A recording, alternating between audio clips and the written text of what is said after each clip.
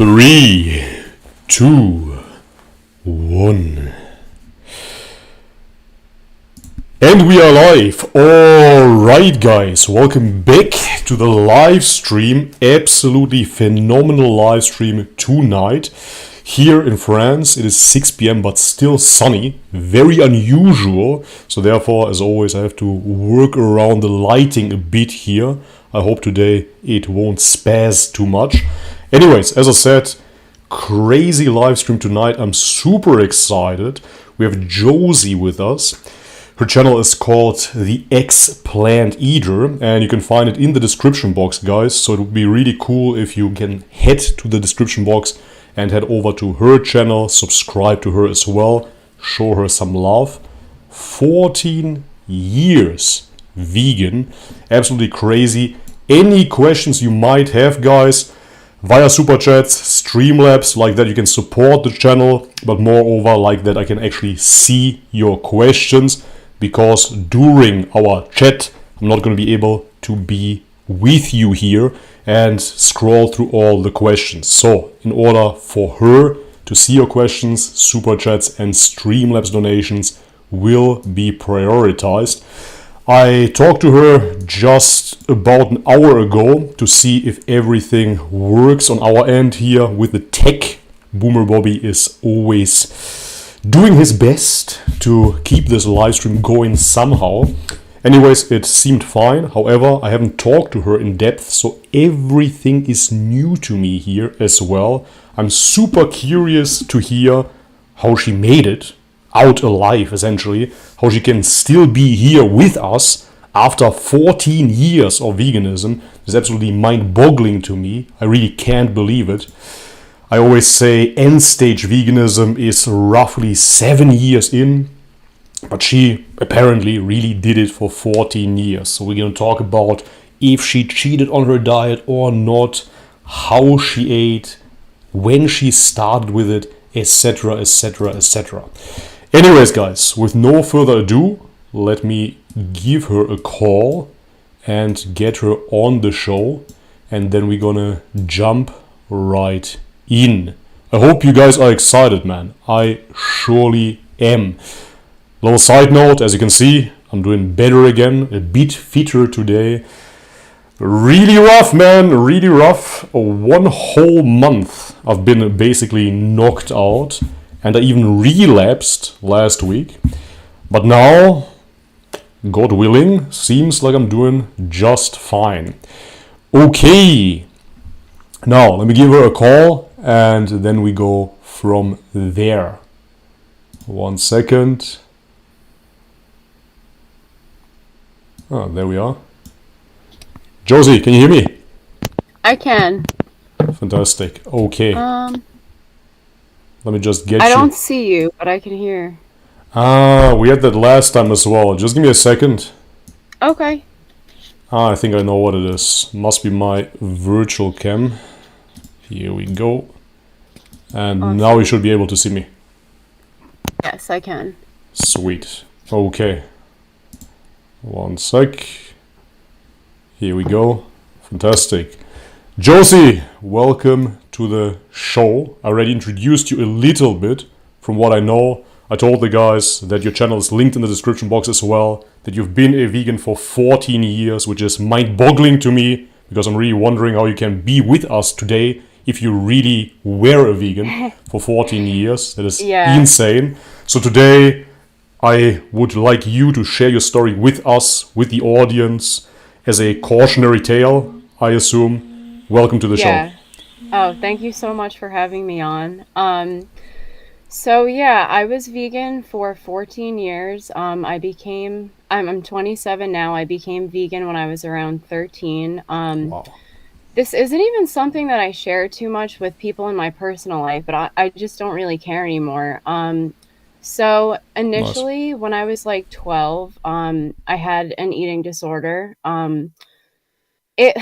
I know of people that will have eating disorders for like years on end and they really suffer. I really only suffered badly for, I would say, about 6 months. But that mindset and that mental health issue that I had made me want to, I guess, find a way of eating that would give me less anxiety. So that was why I was like a perfect candidate for veganism. So I would say like going into like my the 13th year of my life, I was like starting to recover from being anorexic, but I was still like the mental health aspect of it was not healed. Like it still isn't fully healed to this day, but like I'm like 90% better, I would say. So I remember that I feel like at Warped Tour, I don't know if you're familiar with that, but it was like a festival where they would have a lot of tents. PETA had a tent Okay. at Warped Tour, and that was, I think, my first introduction to veganism. They gave me one of those pamphlets, and I remember just never being exposed to like that information about like factory farming and about like the environment. So I don't necessarily believe that that's all true now. I think that that's looking at something in a very black and white type of way. But at the time, I had nothing else to compare it to. So I like took it at face value and I thought like, oh my God, this is so horrible. I went home and I watched Earthlings and I became vegan like overnight, like literally overnight. I remember I told my parents that I was going to be vegan and like I probably really annoyed the crap out of my mom to get me to go to the grocery store so I could get all like new food. But like I remember it was like that easy for me and I don't know how. I guess because like somehow I just had a really strong will to do that and I believed in it. Like I really thought that it was very healthy for me. I really thought that it was like the right thing to do in regards to animals, especially after I watched Earthlings. So I became vegan like overnight when I was 13. And Wow. then for the following years after that, I would say that I did a lot of like research, but again, it was very like one-sided research because I don't with all of the information that I've since learned about nutrition, I don't know where it was hiding this whole time. Like I don't know how I was never exposed to it and never thought it made sense because it makes so much sense to me now. But I really just was never really exposed to it for all those years. I watched like people like Freely and who else? Like I watched Unnatural Vegan a lot. I like that she seemed to approach things from like a more rational perspective, but now I watched those videos again and I realized how unrational some of the things she would say were. I watched a lot of like recipe channels, but yeah, I was vegan for 14 years. And I like went through different ways of eating throughout that because again, I was always looking for ways to be satisfied because I never was. So like I tried raw till 4 for a little bit. I tried the like I don't know if I ever tried like a full fruitarian diet. I'm glad I didn't, but like I definitely tried Yeah. like a raw food diet for like I think like a month. That obviously didn't work. And then like for a majority of the time I was eating like I would say what was very comparable to a standard American diet, but vegan. And I was like making myself think it was so good for me because it was vegan. It was very ignorant, but at least I've learned from that whole time in my life. Yeah, so you obviously did it wrong then, if you tried to replicate the standard American diet. In reality, you needed the daily dozen, I assume, and then you would have been perfectly fine, but you didn't listen to the vegan gods. That must be the Yeah. reason why you failed, right? You Yeah, mentioned Unnatural exactly. Vegan there, and I know exactly what you're talking about because she seems so reasonable within the vegan community. You have the Yeah. so-called crazies in the vegan community, we all know who we are talking about there, but Unnatural Vegan seems so reasonable, so relatable, so commonsensical. But now when you look at her, it doesn't add up at all. She just Yeah. eats processed foods, is on antidepressants, and is essentially, I throw this term around here, but ultimately very mentally ill because she doesn't understand what the human being needs in order to thrive, and she is a mother responsible for children and still fails to see that.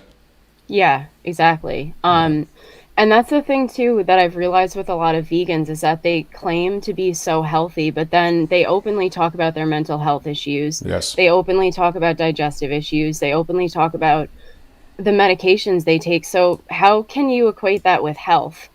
exactly, exactly. So what I would like to know is, because you mentioned in the end you were on somewhat of a standard American diet, vegan replica, if you will. When you got into veganism as a 13-year-old, how did your diet look like then? How did you start? Did you start replacing foods? Did you start changing everything? Did your mother assist you? How did that look like? Yeah, my mom definitely helped me. My mom was like trying to just get me to eat, because of the issues that I had prior. So I Yeah. think she was happy if I was just like replacing the foods I was eating before. So I would say, especially when I first started, my diet was very comparable to a standard American diet, but Okay. just with the like meat substitutes. So like right from the beginning, I was eating those like super processed, really like Frankenstein food meat substitutes. Yeah. But this is now within the vegan community considered as something good, right? Because you have one camp that says it has to be whole food plant based, but then you have another camp that says, no, that's actually too extreme. There is nothing wrong with meat replacements, and actually they're even healthier for you. We have advocates for that as well within the vegan community. So ultimately, there is nothing wrong with that diet, is there? Yeah, exactly. And they can seem to find like a consensus on that. No.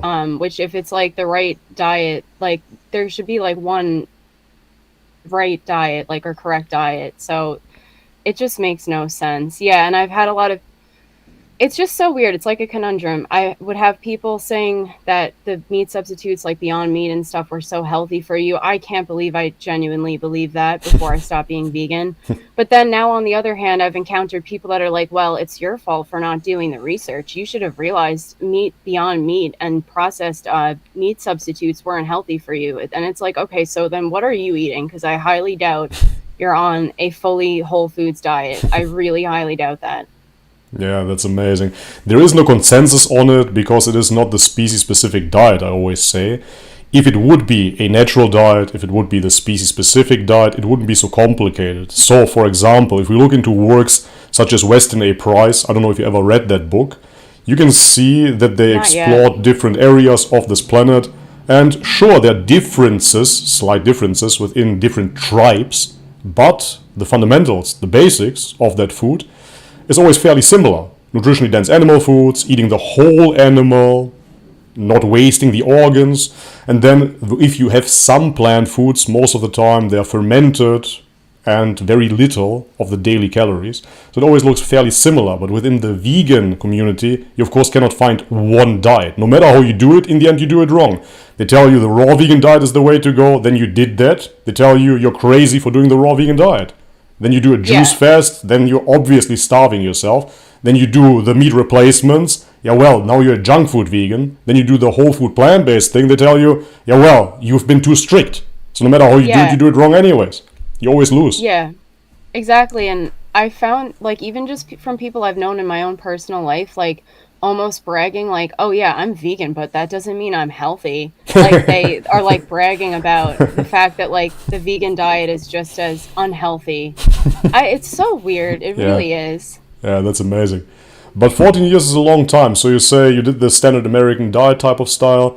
Was that really the predominant time, or did you had experiments with the whole food plant-based diet at all during that time? How did it look like? I would say I was like half and half because like I never ate like really bad junk food. Like I wasn't eating like chips and stuff every day and like vegan ice cream, but it was mainly meat substitutes that I ate a lot of. I probably ate meat substitutes and dairy substitutes on an almost daily basis. Wow. And then I did eat a lot of vegetables. I ate a lot of like potatoes and I ate fruit as well. I would make smoothies and stuff. So I would say it was like half and half. Like I'm certainly like I was probably eating better than somebody that eats fast food every day or eats processed food like for every meal almost, but it still made me sick in the end, so it couldn't have been that good for me. And I think a lot of where that came from was the meat substitutes because they just have so much crap in them that is Yeah. bad for you.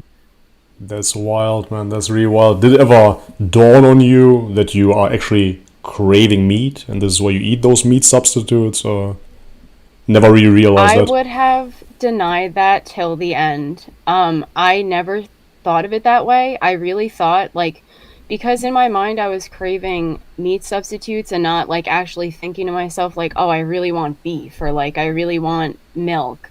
I Right. was like thinking like I really want almond milk, and I really want like I want to get Beyond Burgers so I can cook them today. That was definitely meat cravings and dairy cravings, but I did not look at it that way. I really was like, so I don't even think I was in denial about it, because it's not like I was in denial, but I didn't think of it that way. I wasn't like thinking that it was meat and dairy cravings the whole time. Right. You didn't even have that understanding at all that it could be that. There was No. simply, maybe, like many vegans say, you thought it was just emotional eating, something that you used to eat in the past, and that's why. Yeah, exactly. Exactly. Right. Yeah. You said that you saw that pita stand. Where exactly was that? So how do I have to picture that? Do you walk down the street and all of a sudden there's some activists, or was it like a So festival that you went to? it was like, so Warped Tour, they ended it. It ended like a few years ago, but it was like an alternative rock, and like it started out as like a punk rock type festival where there would be Ah, like okay. multiple stages set up, and then on the other side of the venue there would be rows of booths where bands would sell merch, and there would be other booths like the pita tent. So it was like one of those. It was like almost like a merch booth. It was very small, and they were like handing out pamphlets and probably showing videos and stuff like that. Yeah. Traumatizing people, Yeah, yeah, basically. traumatizing like a lot of kids that had Yeah. nothing else to compare it to. Exactly.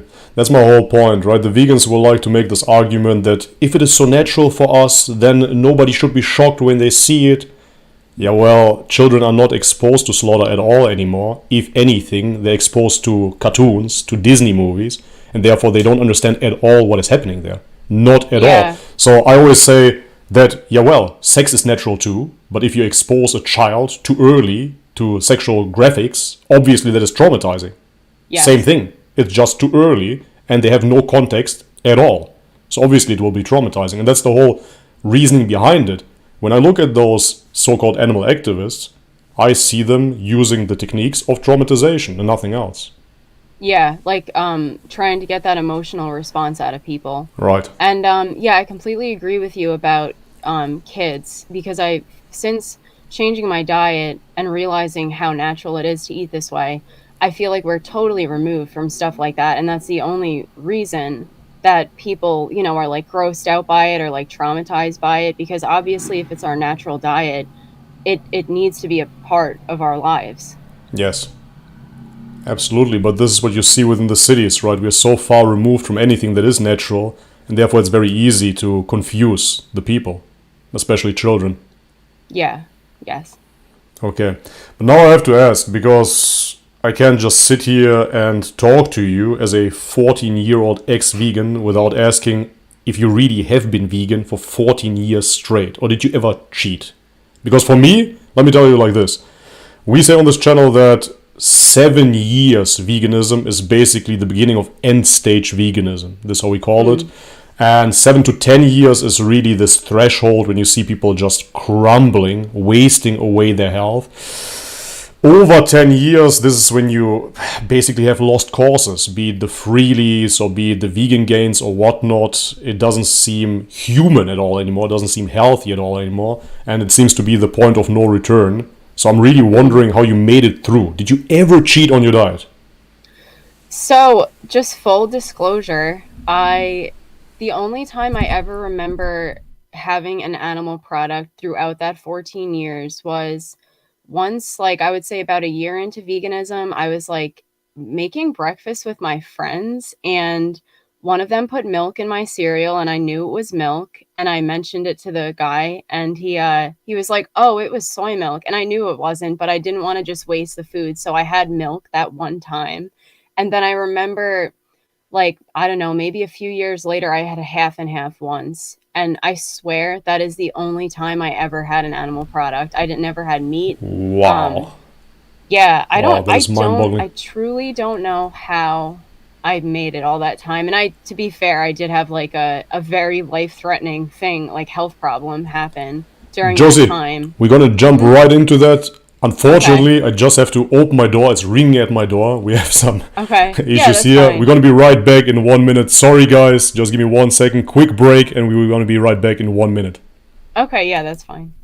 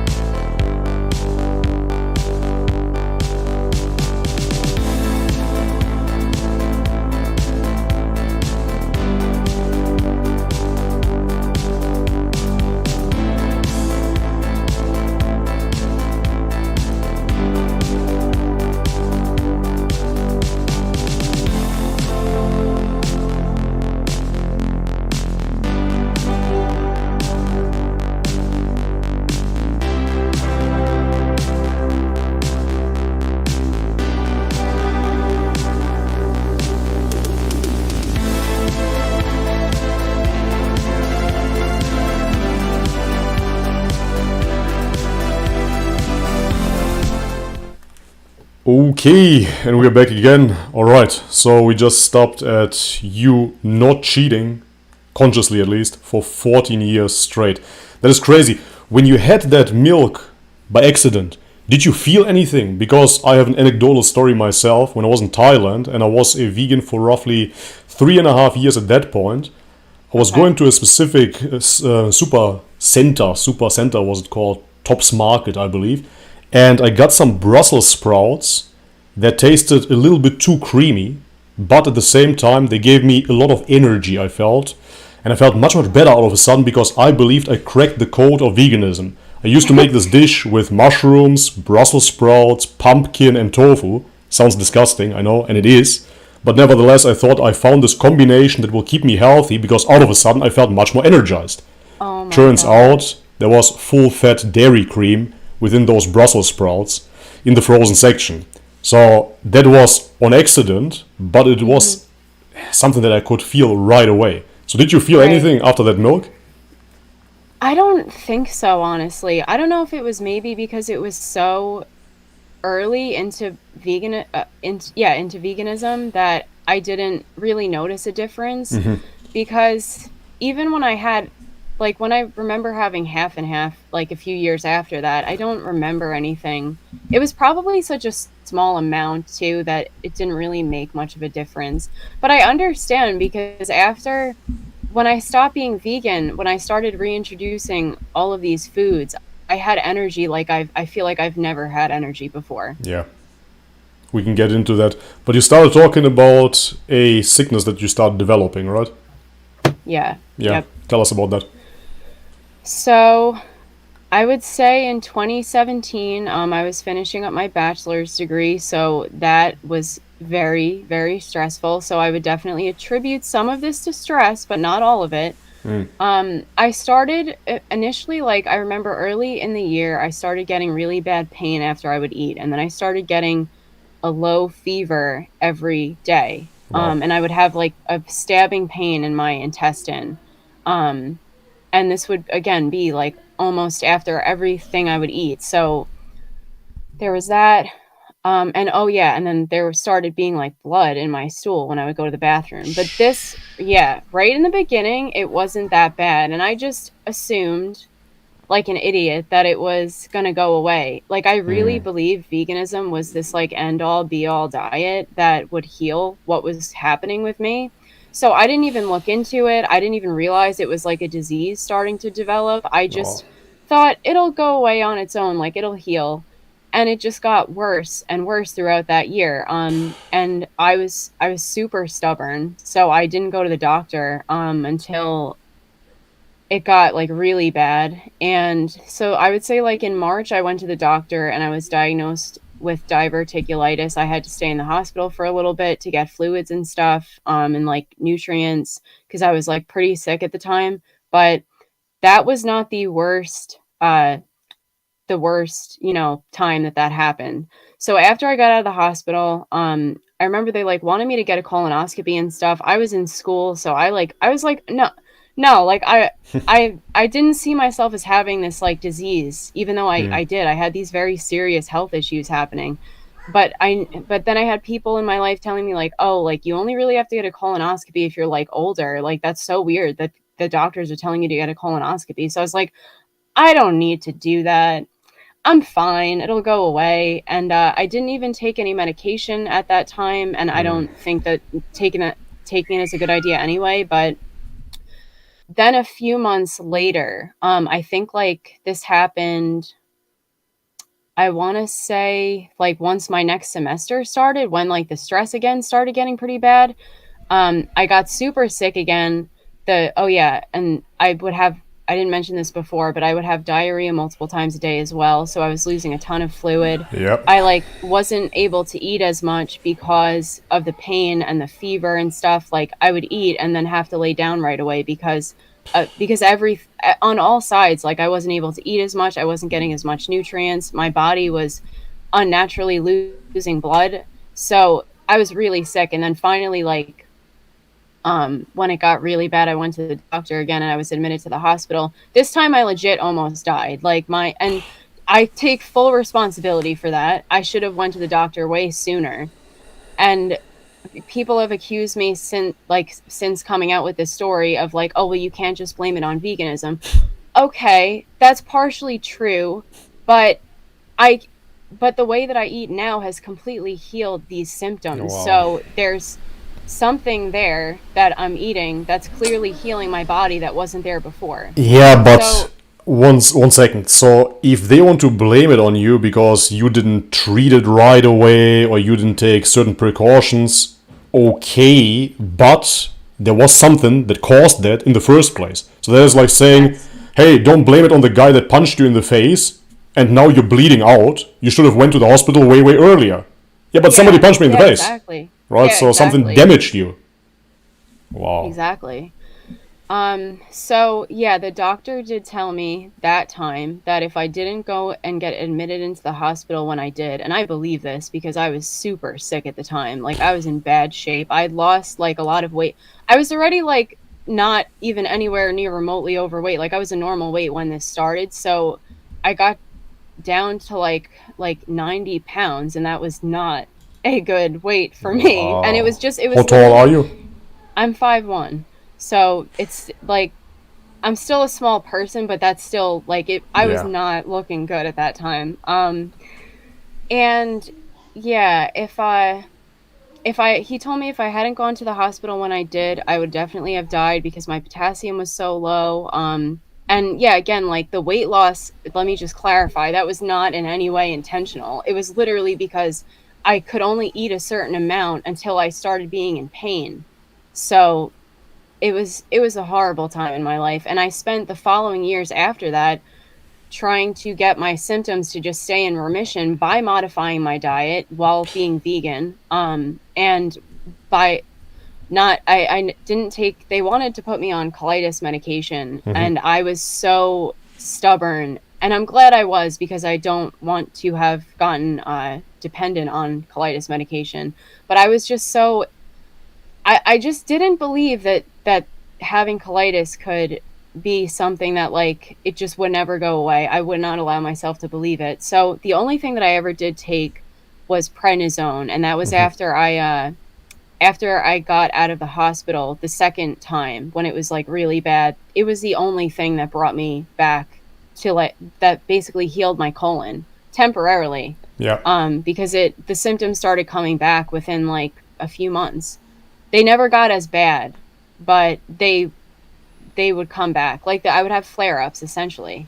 How long into veganism was that now? That was in 2017, so that was about at the 10-year mark. 10-year mark, yeah, exactly. Yeah. Wow. That is really wild. And how did you modify the diet so that it got better a little bit? What exactly did you do there? So One of the ingredients that I will never eat again to this day, but one of the ingredients that I pinned down that I was eating in certain things was carrageenan, and I found out from Okay. doing research that that could cause colitis. So I completely cut that out. I will never eat it again, Yeah. ever. But even while I was vegan, I was making sure I wasn't buying any products with that in it. Um, I I stopped eating as much fiber, but again, that left me eating a lot of like refined flour, which is like disgusting to think about Yeah. now. I would eat like a lot of bananas and like white rice and stuff. And then like, as I started getting better, I started reintroducing protein, like, protein foods. I don't necessarily think the protein The was healthy very, plant-based protein, yeah. yeah, I don't think it was very bioavailable, but I started reintroducing like meat substitutes. I would eat beans also, which I'm sure that was not good for colitis at all. Definitely not. And like I ate nuts and seeds as well. And like that was only once I started really getting better, because those things were not, they would just, aggravate my gut. Yeah. They're terrible on your digestion. That is so wild, man. And I'm just thinking about the vegans still probably fishing for an excuse why you did it wrong, not understanding. Every single time they tell you have to eat more calories, but you just mentioned that you weren't even able to eat more calories. Yeah.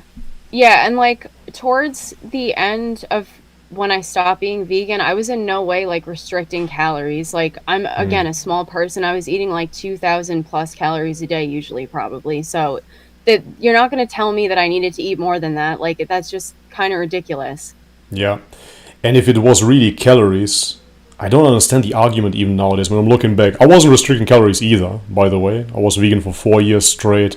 And in the end, I was eating 3,500 calories to 5,000 calories. I was eating the peanut butter every single day to bulk up and to get everything on a vegan diet. Ultimately, it's not hard to get calories. I mean, you just eat a Yeah. bunch of peanut butter, or you could drink sugar like durian rider, and then you would get enough Yeah. calories if it's really due to the calories. But ultimately, you still see people suffering health consequences, and it's not due to the calories, but due to the anti-nutrients or malnourishment, gut damage, etc., etc. Yes. Yeah, exactly. I mean, I think for me, this is just my own theory, but I think after I did get colitis, the really bad like end stage symptoms of veganism started setting in, because I Yeah. lost so much weight, and because I no longer had like any fat stores with nutrients in Yes. them for my body to like feed off of. And that was when I really started noticing a lot of like premature aging. I had like no energy at all. And yeah, I guess that they're just still in denial, and they like, I understand their mindset in a way, because I used to have the same mindset. They're just ignorant, and that's, I think, a lot of what it comes down to. Yeah, talking about the vegans that are just ignorant, they don't understand it. Would you ever think that you would become an ex-vegan when you were into veganism? Was it No. ever on the radar?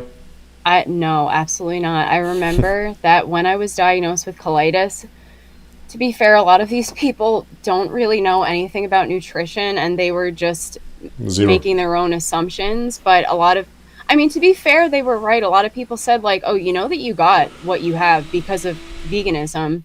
And I was so devout with like denying it. And I got very angry at people. I got very angry at the fact that they were saying that. I never really like personally got angry at anyone, because I knew that they were just saying it like out of a weird way of trying to help me. But I would tell people I'm going to be vegan for the rest of my life. So I don't know what you're talking about. Like I didn't get it from that. So during that time, you said in the end it ended with the gut issues, getting into the hospital. But were there any other red flags, I like to call them, in the beginning? Because for me, the first half year was fantastic, to be honest. Then, now looking back and actually really realizing what was happening, there was already the start of the deterioration half a year in. But after 1 year, it really started kicking in. So I already started developing digestive issues, etc., you name it.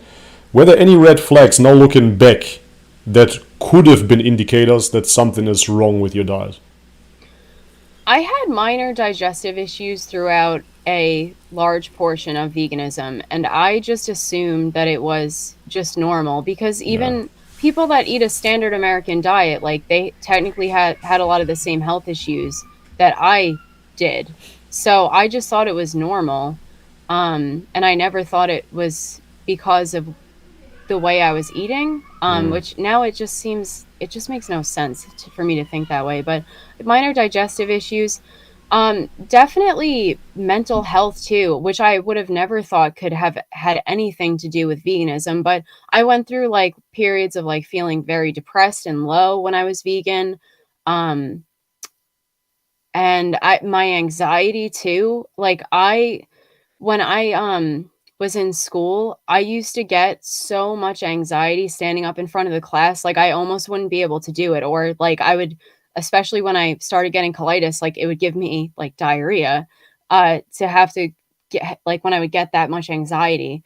So anxiety was a huge one too. And the reason I mentioned that, now I know that it was partially influenced by my diet because I don't have anywhere near as much anxiety now. And I back then I would have never I would have thought somebody was crazy if they suggested to me that the way I was eating was causing my anxiety. So, those were definitely red flags, but they just weren't something that I even realized at the time had anything to do with what I was eating. Yeah, I can absolutely relate to that because when I was a vegan, I developed that anxiety as well in this depressive state, and it was totally new to me, totally uncommon. I didn't even recognize myself anymore because before that, I used to be very social and I had no social anxiety whatsoever, basically. I would go Wow. out constantly, would be among people, travel, and all of a sudden, I couldn't really go to the supermarket without being kind Wow. of scared. And it was Mm, strange. I would always have this anxiety around me, be slightly paranoid, just very amped up, psyched out. And this is something that we hear with many, many vegans, or rather ex vegans nowadays as well, when they come out. And sure, the vegans want to say it's anecdotes, but ultimately it is so repetitive, and we hear it over and over again. It's the depression, it's the anxiety, it is the digestive upset. How about brain yeah. fog? Did you experience that too? Oh, totally, Yeah, totally. Throughout, I would say almost the entirety of my time being vegan, I had brain fog. that's And crazy. I actually, just a small tidbit, I actually like have self-published a few novels, and I did that while I was vegan. So I don't know where it came from. It's like shocking to me now that I did that while I was vegan because I really did. I had so much brain fog. Yeah, it's insane. The vegan brain fog is almost instantaneously lifted once you reintroduce animal foods. Yeah. What was the first animal food that you ate? Um I started with having bone broth again. Oh, And really? so I like did it very, very slowly, which is kind of not my way of doing things. Usually I do just jump into things like I went vegan overnight, but I think because it was a time when I was like almost experiencing an identity crisis and I was like so unsure of what I was if it was the right thing to do, so I did it very slow. And I was like almost just waiting for the bone broth to like give me an upset stomach or something or like to have some negative health effect, and it didn't. It did the exact opposite. It started from that first week of having bone broth again. I remember like I my digestive system started healing. Like I stopped having blood in my stool. I Wow. stopped having as much pain after I would eat. So just that alone. Then after that, I had eggs again, and I was really afraid that I would get sick from eggs. I My body processed them as if I never stopped eating them. Like, if anything, vegetables would upset my stomach, but then when I had eggs again, I wouldn't have even known I ate because it just didn't cause Right. anything bad to happen. Yeah, yeah, that is the fear of leaving veganism. I know that too. How are you going to react? I quit veganism with eggs, first and foremost, but it's just as if you had them yesterday. I think Yeah. there's a lot of propaganda on YouTube. Some vegans by mistake ate something and then felt so horribly sick. I even remember talking to a vegan girl. She was vegan for 7 years and was in Melbourne in Australia. And she told me that she had an egg just to see what's going to happen. And she Hmm. started vomiting, and it was the most disgusting experience ever. And this is why she's still a vegan. sure. I know that some people actually are allergic to eggs, but I really find that hard to believe. Yeah. Did you have any of those effects where your brain starts just clipping back into action, or was it a slow Yeah. process for you? So the biggest instance of that happening, I would say, was when I had steak again for the first time. I felt this like physical feeling of like calm. I don't know if it was maybe because like I was eating creatine again for the first time in like over a decade. I have no idea what it actually was. It was probably just a lot of the nutrients that were in it that I had not eaten in a long time. But I felt like a calm, like almost like I just had a drink. It was so weird. And actually, my fiance too, he wasn't vegan, but he was eating a lot of the same foods I was because we would always, buy the same stuff when we would go food shopping. So he wasn't eating a lot of meat, and he wasn't eating red meat for a long time either. So when we both had steak again, the same thing happened to both of us. Like we had this like calm. It was so weird. And that was also like with the mental fog, it was like the opposite of getting mental fog. Like my brain felt like aware and just turned on. Yeah, I can absolutely relate to that. Red meats, they have this calming effect as you described. It's quite interesting because I broke my veganism with eggs. They gave me a little bit of clarity back. But then when I had the raw fish, sashimi, sushi, stuff like that, I just switched back on and felt normal again, but still a little bit hyper. And then months later, when I finally allowed myself for red meat, this is when I became calm again. So red meat has definitely this Yeah. super calming effect. You cannot find it in any other food. Yeah, it's weird because it gives you a ton of energy and clear-headedness, but then it's like a steady Yeah. energy, like calm. It's awesome, but I would have never thought when I was vegan that I could, just switch my diet and have all of these things that I was actually looking for with veganism. Yeah. As a vegan, you're constantly looking for nutrients and they're all in meat. Spoiler. Talking Yeah. about those nutrients, did you supplement anything during those 14 years? I mean, B12, probably. I supplemented B12 on and off, most of the time, I would say. That was really the only thing that I can remember supplementing on a daily basis. Every once in a while, I would take iodine supplements. That's really it. When I was like into raw food stuff, I took spirulina Nah. and stuff like that, which, ew. And I would take like those weird superfoods that were like trendy at the time, Yeah. like maca powder, and who the hell knows what that did to me. But yeah, that was just for a very short period of time when I would have those things. Yeah, so you didn't try to get all the nutrients out of supplements. Like, I did that in the end, to be honest, because even though on Chronometer I was tracking everything religiously, I got all my nutrients. So I was tracking everything. I was eating the daily dozen every day, but nevertheless, I felt absolutely terrible. So I started supplementing everything. First, I started Wow. with B12, then I started with D3, K2, calcium, magnesium, all the minerals essentially. Vitamin C on top, even though you should be getting enough vitamin C through fruits, etc. Oh, iron supplements as well, creatine, Oh yeah, I would take carnitin, iron. carnitin as well, because you cannot get it in a vegan diet. And I still felt horrible. So those supplements didn't do anything for me personally, but I So tried it. then, were those supplements even technically vegan? Because some of those nutrients are technically not like your body can't process them without animal fat, right? I Exactly. don't I don't Exactly. have all of that figured out yet. I'm starting to learn that kind of stuff, so I don't necessarily know. Yeah, those supplements that I got, they were vegan certified, which means they are synthetic counterparts, which then means they're not the original animal hormone, because vitamin D3 is an animal hormone after all. So they're synthetic counterparts, and God knows what they do in the body. There is no long-term study on that anyways. Nobody can really tell you what they really do. They can just see that if you consume such a supplement, it will be found within your blood if they draw blood a couple of hours later. But that could mean as well that your body essentially tries to excrete it again. Who Yeah. knows? Who knows? Yeah. It's absolute craziness, man. So they didn't help you at all when Zero. you were wow. Zero. Yeah, and that says a lot.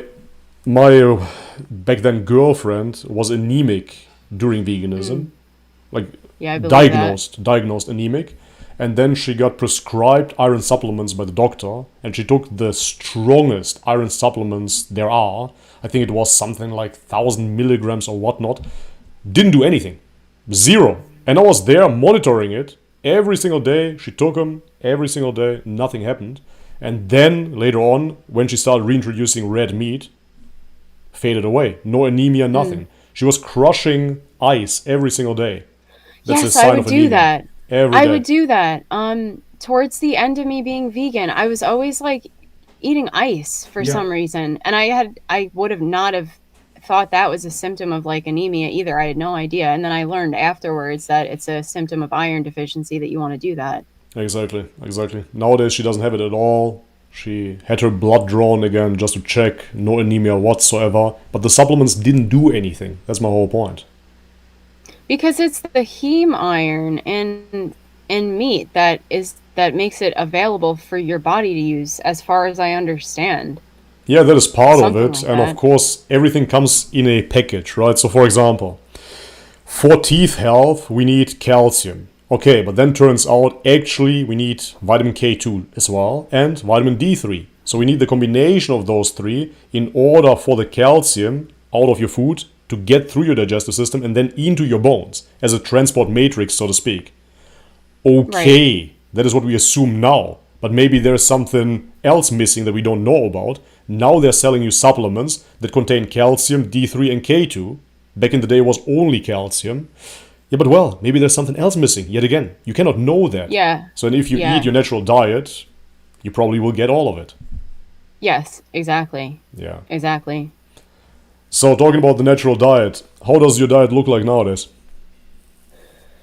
So I honestly didn't want to jump from being vegan to having like a whole other like extreme like strict diet Yeah. and having like a new label to put on it, but I just put a label on it because it's just convenient. So I would say I eat what would be considered a carnivore diet now, or like a hyper carnivore diet with like small amounts of fruit and honey. And those technically aren't carnivores, so that's why I say hyper carnivore. But I eat a lot of beef. I eat some chicken, I eat fish, I try to get raw dairy every once in a while, but usually it's just grass-fed dairy because it's just hard to come by. What else? Um Eggs I eat. Trying to think of anything else. Like my diet's pretty boring now, but it makes me feel amazing. So it doesn't really, I don't really miss anything Yeah, else. that's what I constantly say here as well. People always ask me for what I eat in a day, but my diet is so boring, I feel bored filming it. It's Yeah. just simple foods. It resolves around 3 or 4 foods, and it's efficient. Yes. Yeah, I mean, like me and my fiance were eating a lot of like we were eating pork and chicken a lot too. But we found recently that eating beef every day, it just makes us both like we don't crave anything when we do that. We both have like so much more energy than even just than eating chicken and pork. So Yeah. we eat like every different type of meat, but mostly beef. Yeah, I would say it's a very wholesome product in comparison. If you look into the fatty acids of pork or of chicken, it's not so ideal as red meat. Yeah, and I think there are more omega-6s or like Exactly. linoleic acid in Yes. chicken. So I'm not saying it's bad, but it's just we like beef better. Yeah, I understand that. Was it hard for you to switch over at first, mentally? How did that feel for you? Because for me, I think I still call it a mental illness because let's just name it as what it is. I think that I was still severely mentally ill, 1 year after veganism at least, and I was still coping with the guilt of eating animals. I even made videos about that. The video was titled "The Guilt of Eating Animals," and I was Mm. kind of justifying, like, yeah, well, I have to do it, and I feel better now, and there's nothing else I can do, but I still feel bad about eating the animal, etc. Yada yada yada. How did that look like for you? At first I did feel a lot of guilt, and I felt like I don't know. I don't want to say that I held the amount of time that I was vegan to myself, like almost like it was a trophy, or like it was something I could say, like I've been vegan for 14 years and Wow. now I don't give a crap about that. But um at the time, yeah, it was almost like finding a new identity because I had identified with this thing for so long. I was never one of those dogmatic vegans either. Like I've never cared what anybody else eats. If somebody was making a steak next to me, I wouldn't care. Um so but it was still a part of like who I was as a person. So I was a little embarrassed almost that I like, failed. Again, I don't see it as that now, but like especially back then when it was so early on into not being vegan anymore, I wasn't sure if it was the right thing to do. So I did feel a lot of guilt initially, but I would say after about when the thing was when my colitis really like truly started healing and I saw this process going on that I really thought was probably not possible, that was when I really felt what's the word, like dignified in not being vegan anymore. So I didn't feel as much guilt and I was starting to become more open about it. I would say this was about like a month into after I reintroduced like chicken and turkey and maybe and fish and eggs. I still wasn't eating beef again, but even back then I was like starting to just be open about it with people that I knew, like, yeah, I'm not vegan anymore and I feel so much better. So it must be the right thing for me to do. So I did feel guilt, but it was pretty quick to resolve itself because I could just tell that I was doing the right thing for my body. Right. You said you talk to people. Did you have a lot of vegan friends? I had I have a few. I really only have like one or two friends in my personal life who actually are like strict vegans. They've luckily been like very nice and like compassionate about it. Um, it's more so been online. The thing is that I had like my personal social media accounts where people knew I was vegan. And nobody's really been nasty to me that I know about it. But then the weird thing for me is that I didn't have a platform having to do with veganism like outside of my personal life. So that's been more where I've received a lot of like hate from people that just see me, they think I'm like grifting and trying to like just make a platform off of hating veganism when I'm That's what we're not. doing over here. That's how I make a Yeah. living, just hating on veganism. That Yeah. was my claim to fame, essentially. I failed on veganism. Actually, I did veganism for 4 years straight, just to fail then, in order to open a YouTube channel later on, and then become famous, because that's such a, not a niche, but such a huge platform. Everybody is listening to ex-vegans, and this is how you Yeah. really make money on YouTube. So that was my whole diabolical plan after all, and it worked out, thank God. Yeah. Yeah. So crazy. Yeah. Well, I kind of made this Instagram now where I talk about the dangers of veganism and my own experience. I made it like as a not as a joke, but like I made it like so unseriously, like, nobody's going to follow this, but I might as well find a few people that like know what I'm talking about that would appreciate hearing this. And then like all of a sudden like it starts gaining followers and people are sharing my videos and stuff. I am continuously mind blown by how much support I've been getting as like in comparison to hate.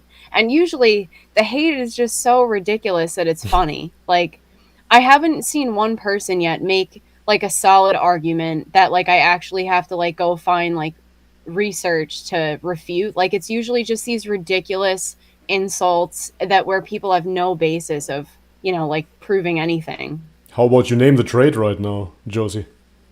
The what? Name the trade. Don't you know that? That's the biggest vegan argument. Name the Name trade. Never heard of name the it? trade. No, I Oh, haven't. really? Wow. Name the trade is their joker, if you will. Name the trade is their triumph over every carnist, so to speak. This is what the vegans use in their debates.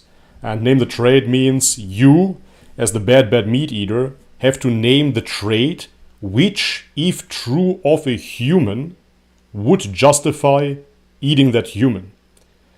That is the mental gymnastic of a vegan. So yeah, I looked the same way when I heard it for the first time. I didn't understand it either.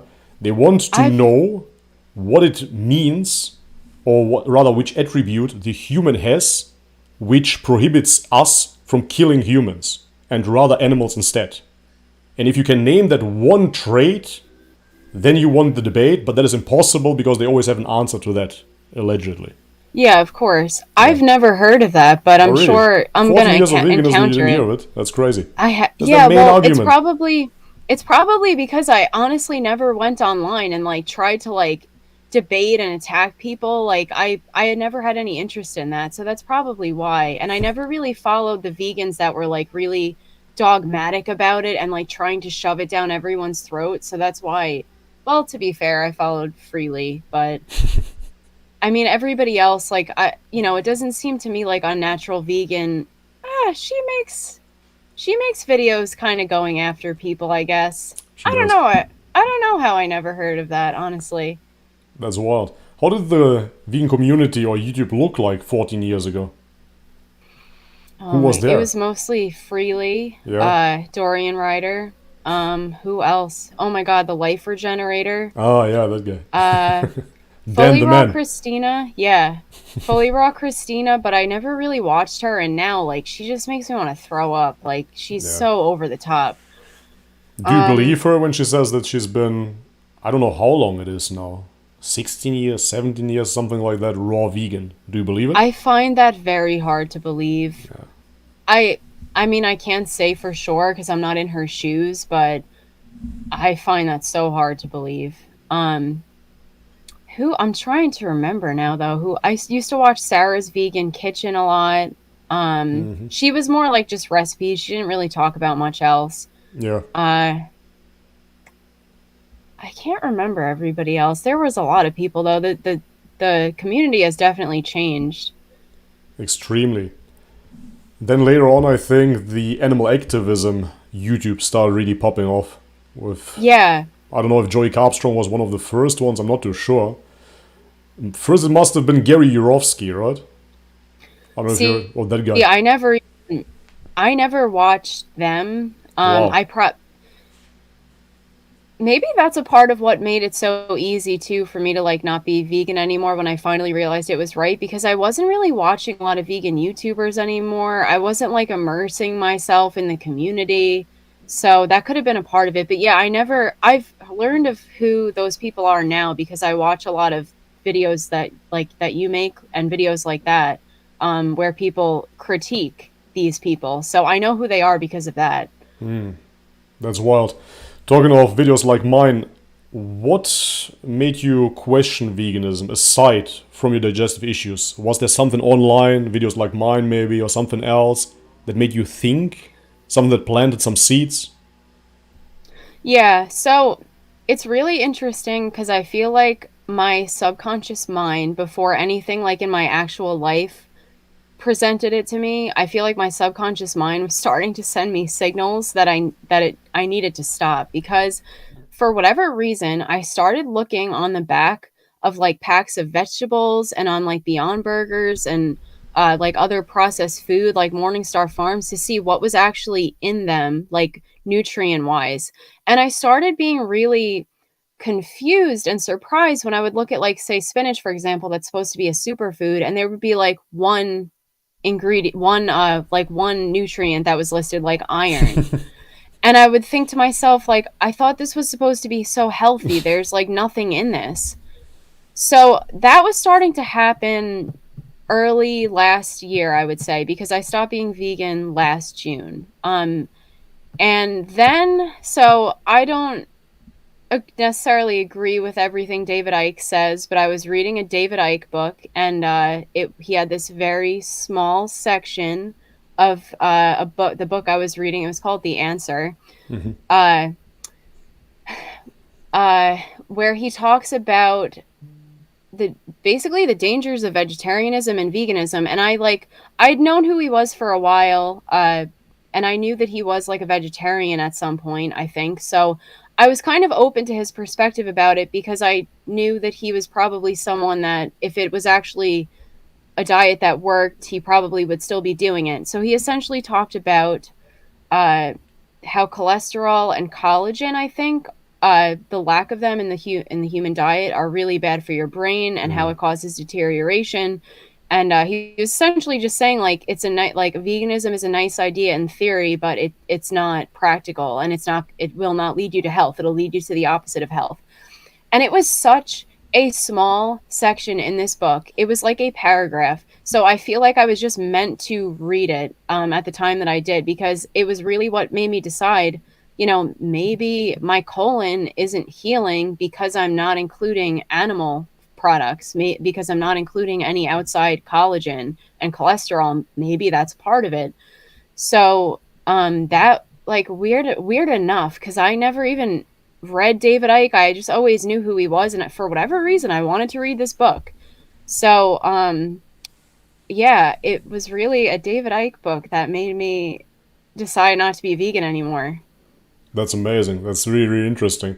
I think David Icke has some valuable things to say, for sure. Like here on the channel, Yeah. we discuss certain things. He has been ahead of his time in many regards. Maybe not so much in Yeah. the reptilians, I don't know. Yeah, But like that yeah, stuff, like I don't know, I feel like he just loses the plot with that, but other things I find him to have a very interesting perspective that a lot of things I do agree with. for sure, for sure. Same here. I don't know, with things like the reptilians, I don't want to go too much off topic, but if you haven't met a reptilian, I don't know how you want to talk about it. You know what I mean? Yeah. Yeah. Where are they? Anyways, yeah, that being said, very interesting. And after that, did you find something on YouTube as well that was compelling, that kind of paved the way? Or was it just this So book? And then, I started looking into ex-vegan videos, and then I remember I found this one girl's video where she talked about how not being vegan anymore really helped her. Like all the benefits that I've experienced, essentially, she was saying that she had. And then she talked about Sfarage's channel and his epitome of malnourishment videos. And I started watching those. And I think I think I'd already started having bone broth at this time. But after I started watching those and saw like how disturbing it was, the comparisons of like people when they first go vegan to like years later, and like especially the mental deterioration that like was so shocking and disturbing to me. That was really what made the switch go off, to make me realize like this is not, I cannot do this anymore. I don't want anything to do with this group of people. I that was the biggest eye opener. And even if somebody doesn't agree with necessarily everything he says, which I don't either, but I think that those videos serve a huge purpose in waking people up. yeah, absolutely. I think they're well done, those compilations, and you can truly see what veganism can do in the long run. What I find shocking is when you are a vegan, or at least that was the case for me, I looked at the same people and they seemed so healthy and vibrant to me. But then Yeah. after it, you look at them and they look absolutely starved. Yeah, and that's been such a shocking thing to me too. I don't know how I never saw these things when I was vegan. I don't know, like I really had these blinders on, or Yeah. I was just really heavily in denial. Yeah, absolutely. I always say you simply don't have the eyes to see in that state of mind. And something needs to happen in order for you to regain that clarity. In many, many ways, during veganism, it's quite tricky to have that clarity because, as we just discussed, you can have the brain fog, you can have absolute depression, and then you can't really see clearly. So, in many ways, it's like the chicken and the egg thing. What comes first? The clarity to see that veganism is bad, or eating animal foods to regain clarity to then see that veganism is bad. It's kind of tricky for people in those last days of veganism to truly see what is going on and to not take Yeah. offense by seeing it. Yeah, yeah. You make yourself like a perfect candidate to just be like like influenced to do whatever uh is being pushed, basically. Yeah.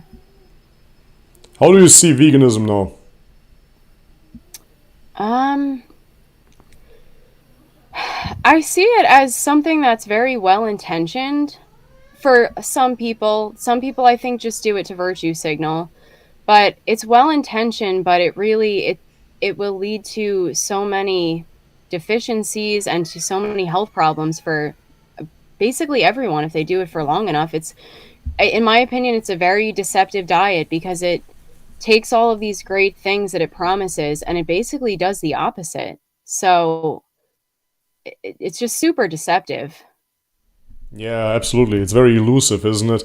It kind of promises so many things. For me, a huge wake-up call was that essentially, I don't know how much you research about it nowadays, but that monocultures that we need in order to create those plants for the masses kill millions, bazillions of animals. When I Yeah. heard that, for me that was shocking. And then I did my research, and then I started reaching out to farmers, and I talked to farmers firsthand. I visited farms. I really wanted to know. I learned about pest control, which means you have hunters around those crops actually shooting animals so they don't eat those crops. And the vegans can eat the crops Wow. later on. And I saw it. I saw it firsthand. I was there when they were shooting hogs, etc. Crazy. And I didn't know about it. So then I realized, wait a second. Essentially, even if I'm vegan, something needs to die. And in this instance, sometimes it's even more than if you would consume meat. Because if you would go to a farmer, I know not everybody does it, but if you go to a farmer and you get a whole cow, let's say, and you freeze it, man, you can live off that cow for almost a year by yourself. Yeah. No worries.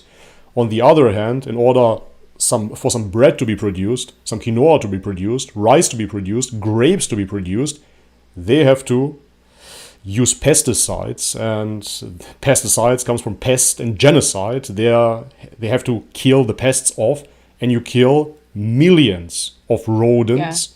You displace birds. You destroy the habitat with those monocultures, because guess what? Before there was a monoculture, there was some piece of nature that you then destroyed in order to build that field. So that's the thing, everything comes with a price, and every Yeah. food choice kills animals. In many ways, if you're eating grass-fed carnivore, you kill less animals.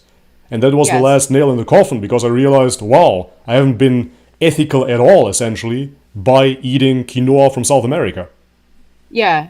Yeah, I'm starting to get into that research now. I feel like I I kind of realized that it was the right way to eat first, just from anecdotal evidence of people that I was watching on YouTube, and now I'm starting to like back it up for myself by researching things like what you just mentioned. So I'm starting to learn about that stuff, and I find it very interesting too when I mention that to somebody who is vegan who's trying to debate with me. They always come back. So first they'll say that their diet is it doesn't harm any animals, and then when you present that to them, they're like, "Well, it's actually a lifestyle where you just harm the least amount of animals that you can." So it's Ridiculous. again like nobody can get on the same page, No, and never. they Yeah, continue. they change it as they go.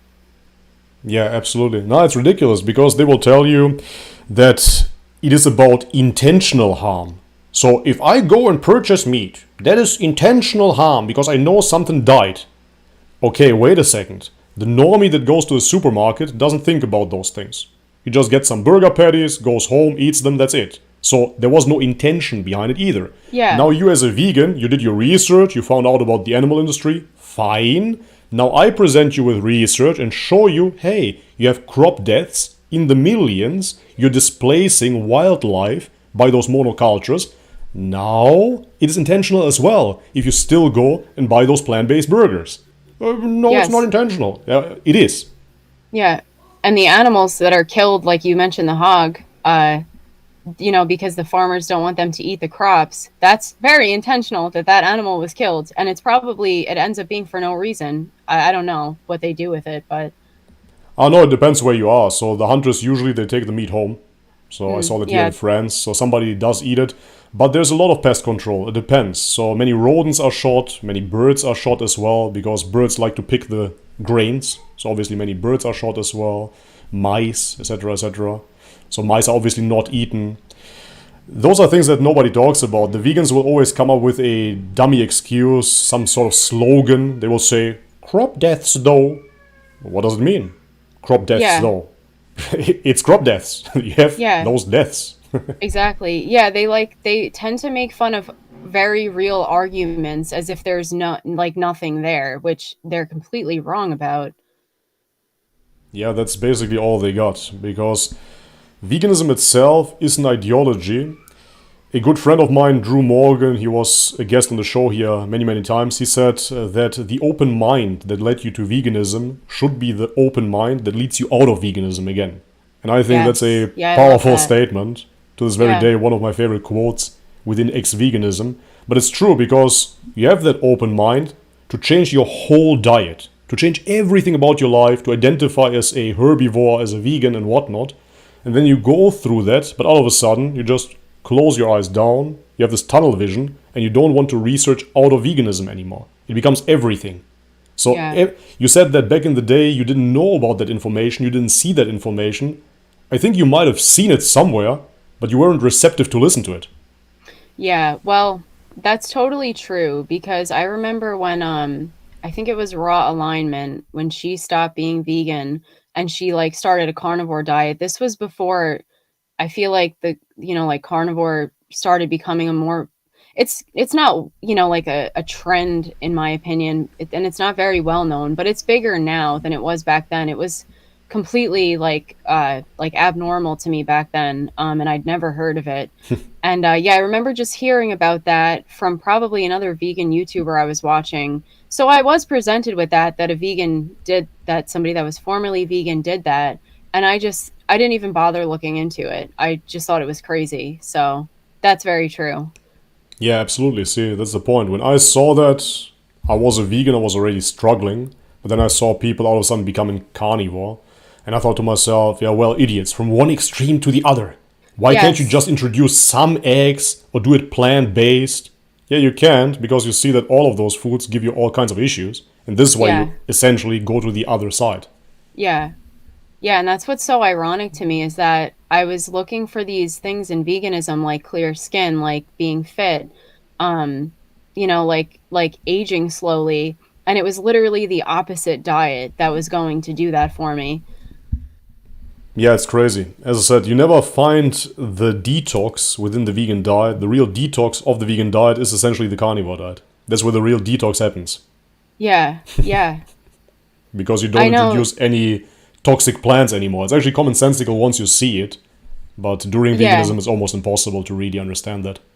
It is, yeah. So much of it now to me is common sense, and I really wonder how it none of these things ever occurred to me before. But it was really because my brain wasn't functioning properly, and I wasn't allowing myself to be presented with the truth, essentially. That's it. How do you feel nowadays? Are all the symptoms resolved now? Are you back to normal? Or is there still some damage? Because I know from other long term vegans, and if I remember correctly, those vegans were 8 years vegan, something on those lines, and they couldn't totally repair their bodies. And even myself, I feel that I never healed 100% after veganism, and for me, it was just 4 years. So, how does that look like for you? So I definitely don't think that I'm like fully healed, especially with the colitis. So certain really extreme symptoms, I can honestly say they have gone away since about last June. Like I would say after I had bone broth again for a few weeks, and then probably after I had the chicken and eggs. I think the blood in my stool resolved itself then. The pain after eating resolved itself at that time. Um, what was the other thing? Oh, the fevers that I would get like on a pretty frequent basis. I haven't experienced that again. The only thing that I really experience still that could technically be considered a symptom of colitis is diarrhea, but it's different because when I had colitis, I would get diarrhea multiple times a day. Yeah. That doesn't happen now, and most of the time I don't have it anymore. But I know that that's also a symptom of being in ketosis, I believe. So I think it's just my body adjusting to the way that I eat now, and it's doing it a lot smoother than I honestly would have thought.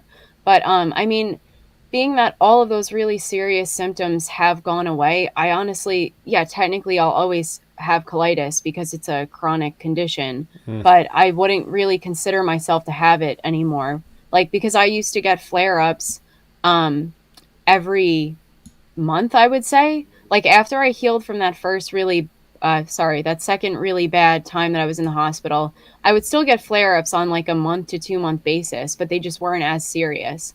So, being that that hasn't happened to me again since I stopped being vegan, it's like I can correlate the two things. Like, I stopped being vegan and now I haven't had colitis since then. So, clearly, it had a lot to do with my diet. Yeah, I wouldn't say that it's something that you will have to battle forever. I've seen plenty of people healing their colitis with carnivore diets, primal diets, so I wish you all the best on that note, but I don't think that you will have to battle it forever. Thanks. Yeah. Overall too, I feel a lot better. I mean, I'm just the type of person that never lets myself sleep enough, so that's something I need to get in check.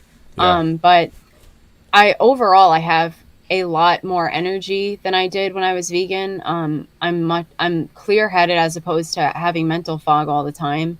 Um, I've been able to, when I work out, like see like a ton of progress. Whereas before I would work out like 5 times a week, and I would never like my body composition never changed. Yeah. That's completely not the case anymore.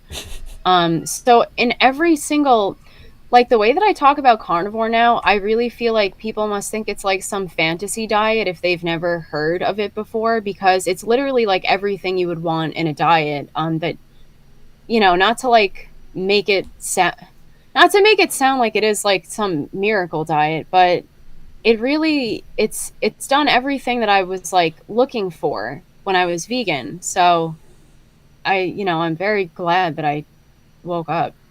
I absolutely find it a miracle diet in that sense, especially if you come from the other extreme of just eating plants. I find it quite miraculous, to be honest. And as I said, I find it the real detox diet in that sense because you introduce no anti-nutrients whatsoever if you're just sticking with meats.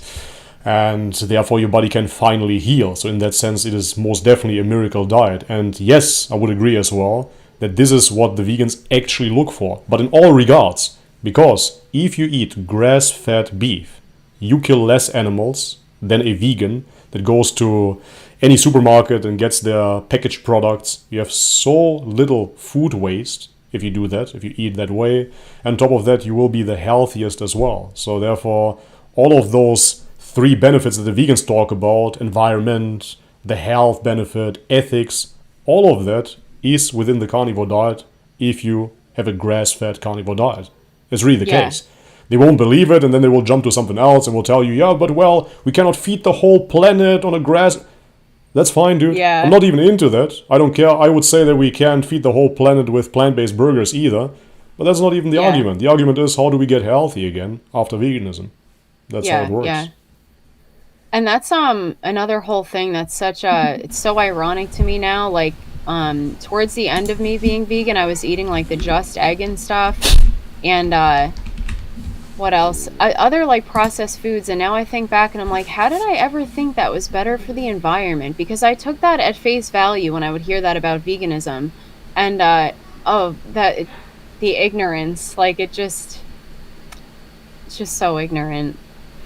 Yeah, I would say that as a vegan, you automatically assume that you are on this moral high horse, that you have the superior moral position, and therefore anything you say must be aligned with some sort of ethical way of life, ultimately. So, doesn't matter that I have to go to the supermarket instead of to the farmer, doesn't matter that I'm buying this Just Egg in a plastic bottle, doesn't matter, it's still healthier than going to my farmer and getting some eggs, sure. Yeah. How? Oh my Nobody God. knows. Now to me, that's just so backwards. I can't believe I believed that at one time. That's amazing. So nowadays on the carnivore diet, do you just eat cooked meats or do you eat raw meats as well? Organs? How does that look like? So, I do eat sashimi. Nice. I tried raw beef once. It's like too chewy for me, but I've like started to look into people that actually do eat raw meat, and I'm not completely opposed to it. I don't think I'd ever do a diet with just raw meat, but I do see the benefits. But I know like with parasites too, I believe that can also be something to be cautious of. So I do mostly raw meat. The one thing that I do raw is sashimi right now. Sashimi. And I did eat raw eggs too. I tried that for the first time the other day. Actually in a cup of coffee. I guess that's a little weird, but I didn't taste it, so. Did you blend it or how did you make that? I blended it in with the coffee, with the milk. Interesting. I never heard that one before. If you eat raw meat, I would suggest to try steak tartare. So steak tartare is essentially like minced beef The difference is that they don't take it and put it through the mincer, but they chop it really finely. So just little mini pieces. And it's very, very delicious. You can have it with a specific tartar sauce or just by itself. It just goes down much, much easier. So for example, I've been eating raw meat now for 3 years or so. Not exclusive by any means, but I've been eating raw meat since 3 years. And yeah, I'm not the guy that takes a steak and eats it just like that raw. I did it a couple of times, but it kind of defeats the purpose. It's not fun to eat it that way, to be totally honest. Right. So a nicely seared steak will always taste better and will be easier to eat than just a raw slop of meat like that. However, steak tartare, and I'm living in France, you can get to any restaurant essentially and eat it here. But steak tartare is simply that piece of beef and then just chopped finely. Very delicious, very easy to eat. I would suggest you try that. Yeah, I'm sure I will. But wait, can you actually buy it like that at the store, or you have to get it from a restaurant usually? It depends where you are. So, for example, in France, you can literally go to the supermarket and get steak tartare. So they have steak tartare Okay. everywhere because it's just traditional around here. But what you can do is you can simply buy a grass-fed steak, for example, and just chop it up. Honestly, Really fine. absolutely I'm gonna fine. have to try that. Absolutely fine. So, essentially, people that are scared of raw meat, there are different opinions on parasites, etc., etc. I suggest Arjanus Wonderplanet's work over here. There are certain books out that he wrote. It's quite interesting stuff. So, his theory was that parasites they live in symbiosis with us, and there's not really such a thing as parasites. But aside from that, if we believe the parasite theory, beef muscle meat itself is 99.99999% parasite free. Horse meat is 100% parasite free. Well proven by the Okay. Japanese as well. And if you are concerned about certain toxins, they're only found within the animal fat. So pure muscle Okay. meat never stores any toxins whatsoever. And I mean, you know it yourself. If you take a steak, for example, and you just sear the outside, everything inside is still raw. So it hasn't Yes. been heat treated. And if there was a parasite, you would get the parasite either way. Just because you seared Yeah. the outside, you didn't kill anything within the steak. So for Yes. parasites to die, you need a temperature over 100 degrees. And that didn't happen within the middle of the steak. No chance. So Yeah. that's the whole And point. Yeah. that's true too, because when I do eat raw meat, I usually eat it pretty rare now. So it's kind of not, Yeah, that's not the too point. far away from eating it raw. Exactly, that's the point. So what people are concerned about is that the surface area of the steak could have been touched by somebody that wasn't sanitizing his hands, and therefore you would get some toxins onto your meat. But not from the meat itself, but rather through bad Okay. handling. But if you can trust your butcher, or if you go to a Whole Foods or whatnot, and they have grass-fed meat, there's nothing to worry about, Should be literally. fine. Yeah, absolutely. Okay. Yeah. On that note, there is this one guy on Instagram, I don't know if you know him, he calls himself the Raw Meat Experiment. Yeah. Yes, I follow him. Yeah, that guy just eats from Whole Foods, and he's perfectly fine. He's going to be on the show here as well pretty soon, God willing. Oh, awesome. Yeah, so Okay. waiting for Yeah, I'll that guy as definitely tune well. in. I think that he is a funny representative because he doesn't seem too far out. He just seems like a normie, and he's just sitting there eating raw meat at Whole Foods.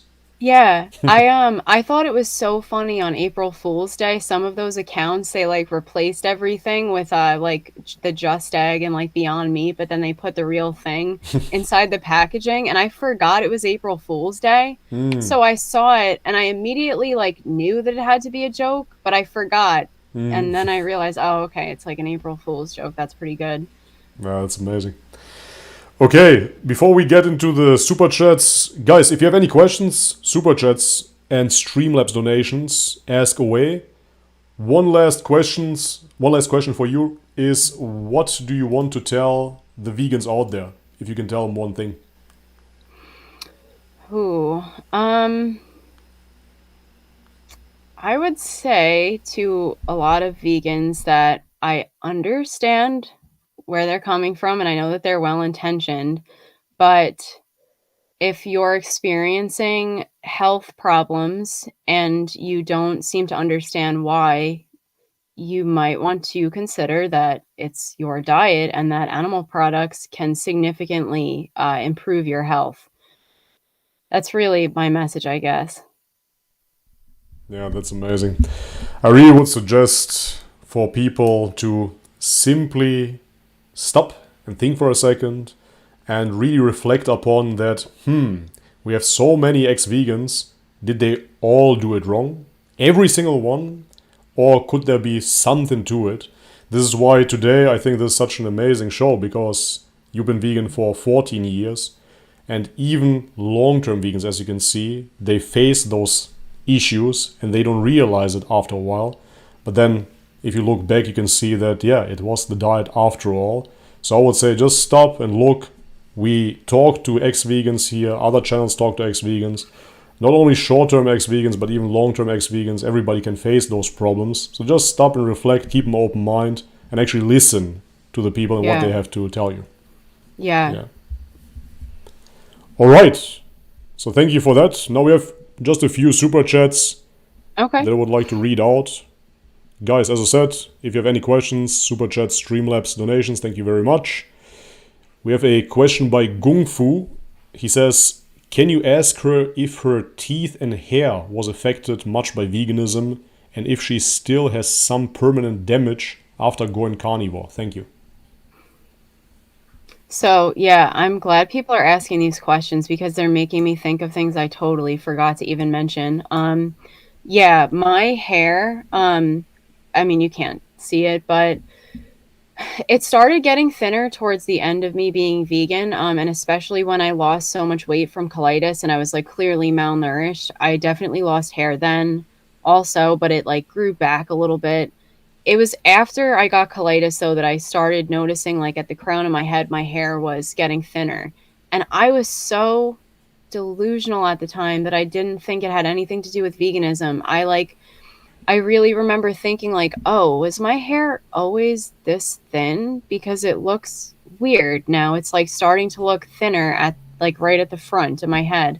And now it's gone back to normal. Like, I'm getting, like, baby hairs. And it's getting thicker again. Luckily, I had thick hair to begin with. Otherwise, it would have been really bad. But yeah, my hair got thicker. I've noticed an even bigger difference since I started exclusively doing like a carnivore diet.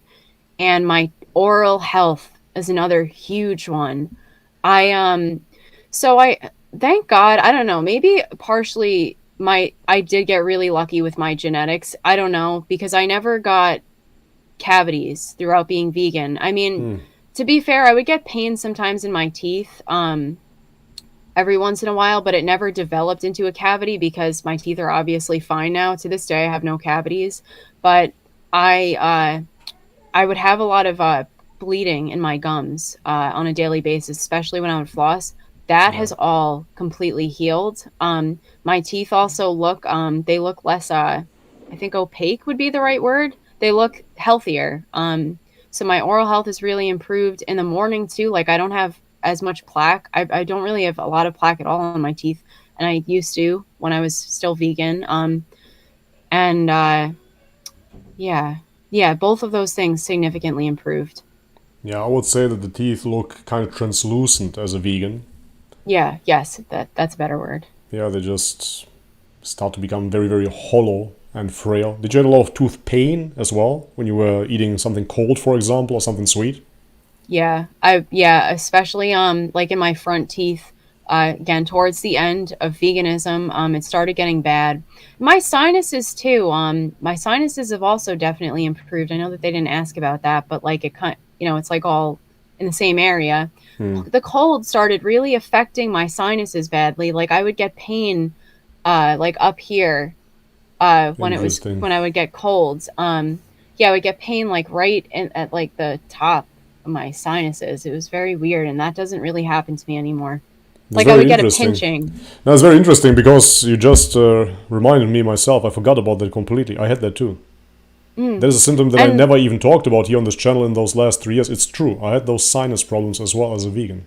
Huh. Yeah. Interesting. It was like a pinching sensation. That's a better way to describe it. And Yeah, I would have thought, oh, it's just because it's cold out. It has nothing to do with my diet and, having, malnutrition. Yeah. And you had never any like root canal treatments or cavities. You said nothing on those lines, huh? That's No, insane the for only 14 thing that years. I ever, okay, actually, I had my wisdom teeth removed, but that's Okay. not related. Um, but I did chip a tooth, which maybe that wouldn't have happened if I wasn't vegan, if my teeth were healthier, and I had to get it fixed. But that was it. Yeah, weirdly. Yeah, I had chipped tooth as well. And I heard that many times of vegans that they would chip their teeth with little things, biting on the fork or Yeah, something, that was something too how it hard. happened. Yeah. I bit a fork, and my front tooth chipped. Yeah. Yeah, no, I heard that plenty of times because the teeth get so fragile. That's crazy. Amar Singh says, Happy Sunday to you all. These ex-vegan interviews are so enlightening. Thank you. Thank you very much for the donation. I appreciate it. What are your thoughts on salt? Raw Fridge asks, do you eat any of it? Do you eat any cooked meat or is it 100% raw all the time? Any cheat meals? Thanks for the great content, brother. Thank you very much for the donation. Yeah, we talked about it already briefly, about cooked and raw meats. On my behalf as well, I eat both, just how I feel, but I eat raw meat every day. So I just had some steak tartare before we start the stream.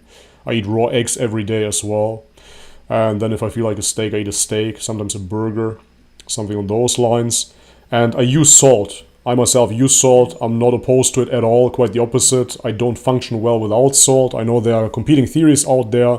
Some people say that if you drink blood, for example, then you don't need salt. And that might hold true, but for that you would have to have access to blood constantly.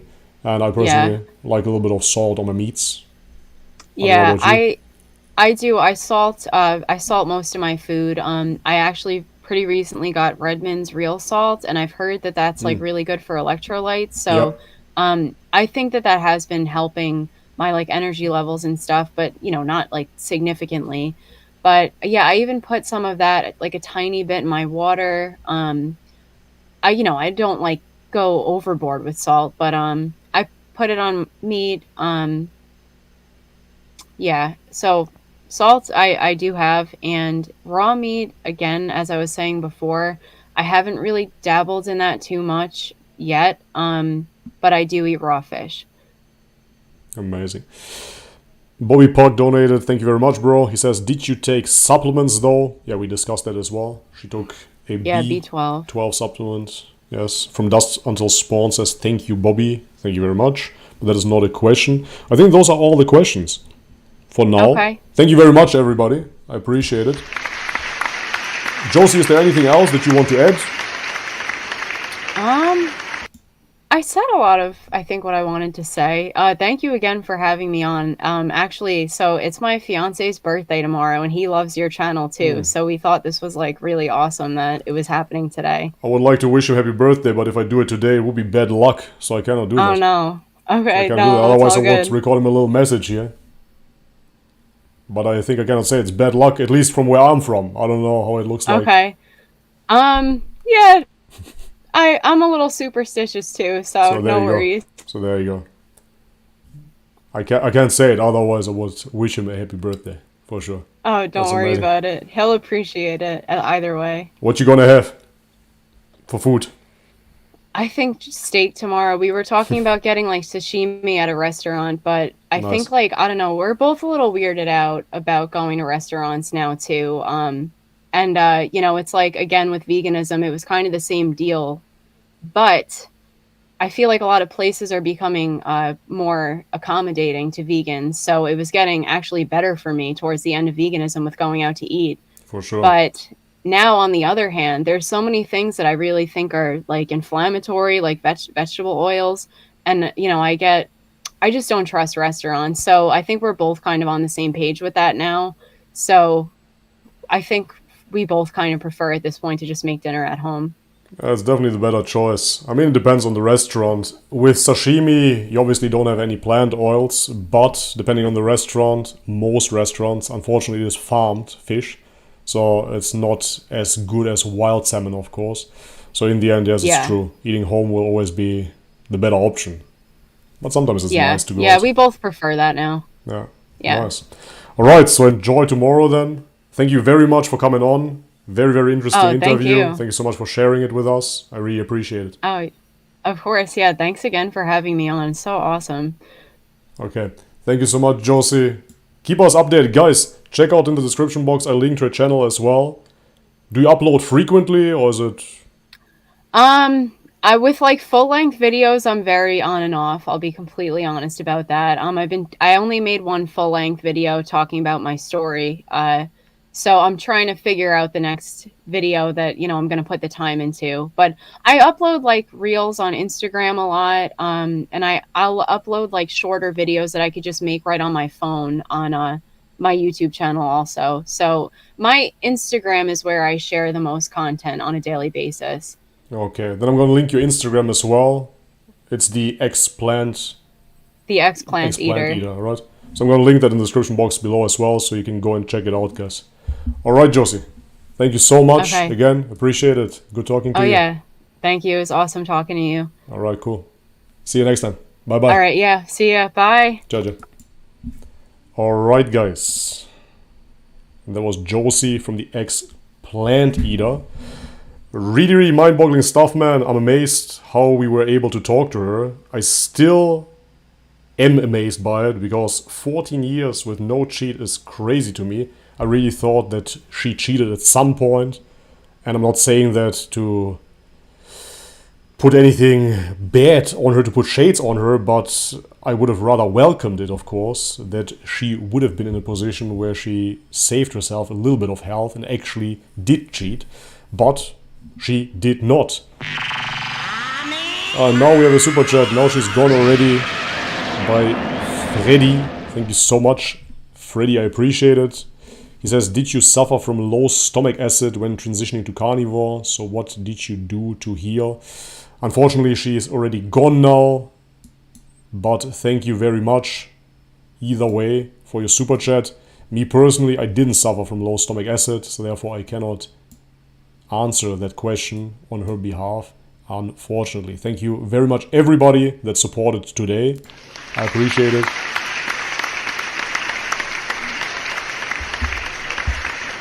And by next week, we should be able to head back to our regular live streams again. I'm somewhat fit again, finally, after 4 weeks of suffering over here.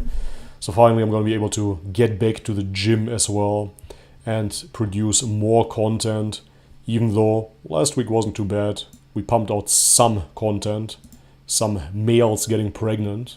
Males. That was quite interesting. Anyways, I'm gonna get into the chat now for roughly 5 to 10 minutes, and then I'm gonna tune out, guys. Okay, well, let me check. 1 second. And let me know if I missed any super chats, man, because I'm not too sure if the Streamlabs showed me all the super chats. Let me just double check. If there's anything I missed, please let me know in the chat as well.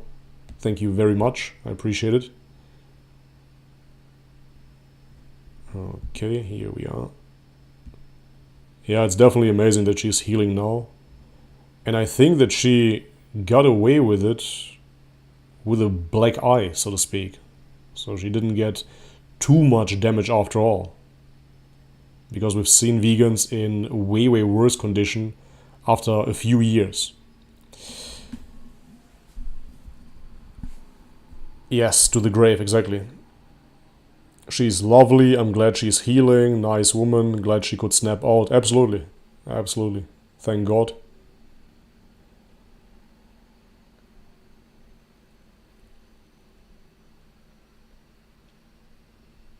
Okay, we have some trolls here in the chat as well.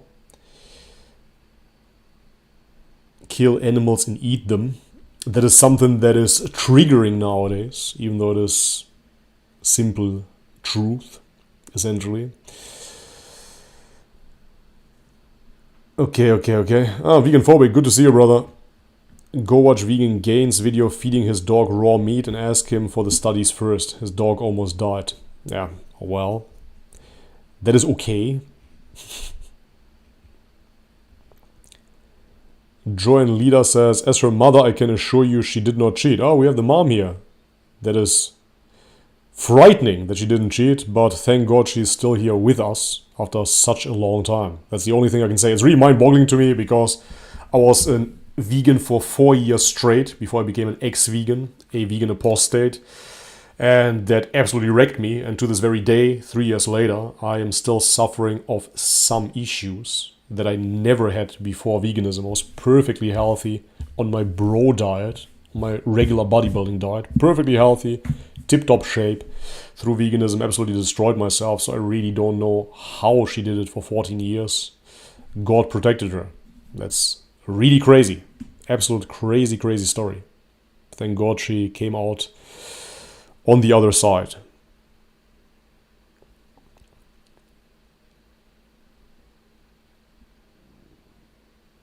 Vegan for 6 years and I'm just fine. Yeah, then push your luck. That's all I can tell you here. Push your luck a few more years and then you'll see. Good luck with that. Anyways, a lot of positive feedback here in the chat. People really seem to like the chat. Really seem to like her as well. Wish her well. That's fantastic. Okay. Anyways, guys, I would say this sums it up. We're gonna have a early finish today. Roughly 2 hours. It is still bright out here. The south of France is really, really beautiful at the moment. But, that being said, I'm not staying for too long. Very, very soon I'm gonna be leaving. And where we'll go, I will tell you very soon as well. It's quite interesting, quite an exciting place for me personally. You can guess. It's gonna be a surprise. And I'm gonna vlog it as well. I'm gonna make much more vlogs again, God willing. And not only videos from the inside here, sitting in front of my laptop. So we're gonna have some more real-life footage, God willing, some training footage, etc, etc. Alright, anyways, this is it for today, guys. If you like the stream, leave it a thumbs up. If you haven't subscribed already, guys, please do so, of course. If you want to support this channel, all the links are in the description box below. Her channel in the description box below as well. Check out organ meats. If you're not into eating organs, we have the grass-fed freeze-dried organ meats in powder form, but in capsule form as well, if you really can't stand the taste at all. Even though, not only I say this, the powders taste rather sweet. And they're really, really well digestible. You can blend them in shakes, for example, and have liver shakes. It sounds disgusting to a few, but it really isn't. Grass-fed steaks, grass-fed kidneys, grass-fed hearts. Everything is available at Grasslands Nutrition, and you can save yourself 10% off with my code BOBBY10. Go check it out. Alright, that is it for today, guys. Long enough as it is. Thank you very much, everybody, for tuning in. Hopefully, gonna see you soon. As always, may God bless you all. Much love and peace.